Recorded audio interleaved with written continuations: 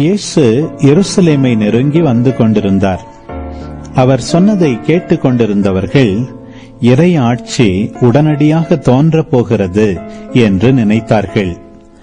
அப்போது இயேசு மேலும் ஒரு உவமையை சொன்னார். உயர்குடி மகன் ஒருவர் ஆட்சி உரிமை பெற்று வர தொலைநாட்டிற்கு போக புறப்பட்டார்.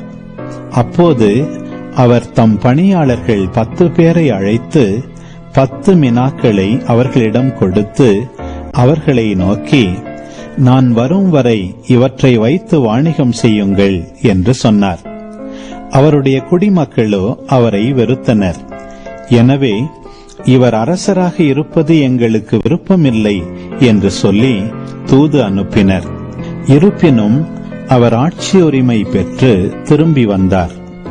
பின்னர் தம்மிடம் பணம் வாங்கியிருந்த பணியாளர் ஒவ்வொருவரும் ஈட்டியது எவ்வளவு என்று அறிய அவர் அவர்களை கூப்பிட்டு அனுப்பினார்.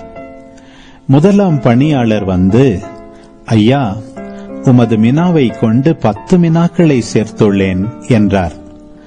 அதற்கு அவர் அவரிடம், நன்று, நல்ல பணியாளரே, மிகச்சிறிய பொறுப்புகளில் நம்பிக்கைக்கு உரியவராயிருந்தீர்.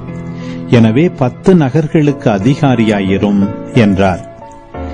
இரண்டாம் பணியாளர் வந்து, ஐயா, உமது மினாவை கொண்டு 5 மினாக்களை ஈட்டியுள்ளேன் என்றார்.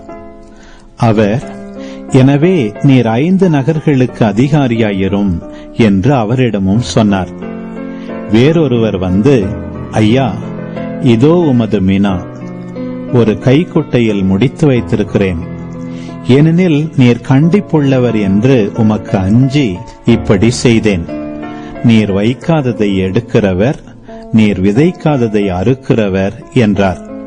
அதற்கு அவர் அவரிடம், பொல்லாத பணியாளே, உன் வாய்ச்சொல்லை கொண்டே உனக்கு தீர்ப்பிடுகிறேன். நான் கண்டிப்பானவன், வைக்காததை எடுக்கிறவன், விதைக்காததை அறுக்கிறவன் என உனக்கு தெரியுமல்லவா? அப்படியானால் ஏன் என் பணத்தை வட்டி கடையில் கொடுத்து வைக்கவில்லை? நான் வந்து அதை வட்டியோடு சேர்த்து பெற்றிருப்பேனே என்றார். பின்பு அருகில் நின்றவர்களிடம், அந்த மினாவை அவனிடமிருந்து எடுத்து 10 மினாக்கள் உள்ளவருக்கு கொடுங்கள் என்றார். அதற்கு அவர்கள், ஐயா, அவரிடம் 10 மினாக்கள் இருக்கின்றனவே என்றார்கள். அவரோ, உள்ளவர் எவருக்கும் கொடுக்கப்படும், இல்லாதோரிடமிருந்து உள்ளதும் எடுக்கப்படும் என உங்களுக்கு சொல்கிறேன் என்றார். மேலும் அவர், நான் அரசனாக இருப்பதை விரும்பாத என் பகைவர்களை இங்கு கொண்டு வந்து என் முன் படுகொலை செய்யுங்கள் என்று சொன்னார். இவற்றை சொன்ன பின்பு இயேசு அவர்களுக்கு முன்பாக எருசலேமுக்கு புறப்பட்டு சென்றார்.